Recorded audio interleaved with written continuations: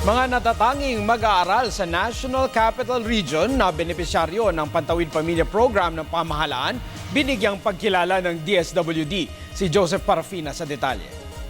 Kinilala ng pamunuan ng DSWD National Capital Region ang mga batang mag-aaral sa National Capital Region na sinusuportahan ng Pantawid Pamilyang Pilipino Program ng pamahalaan.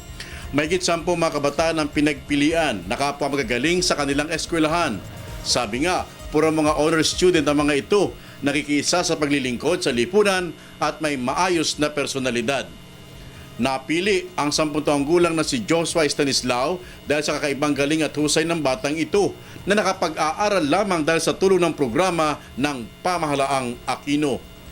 Ipapangako po sa DSWD na magiging isa ako sa inspirasyon ng mga bata bilang isang magandang modelo sa nakuha kong award ngayon.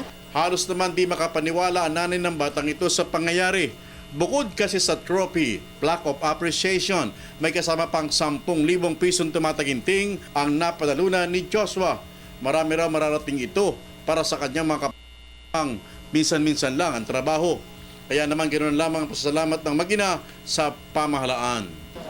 Malaki sir, dahil ang trabaho ng asawa ko, on and off.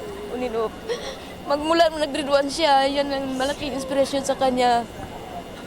Hanggang pag-grade 6 niya, ang laking tulong talaga kahit paano sa pagkaaral niya.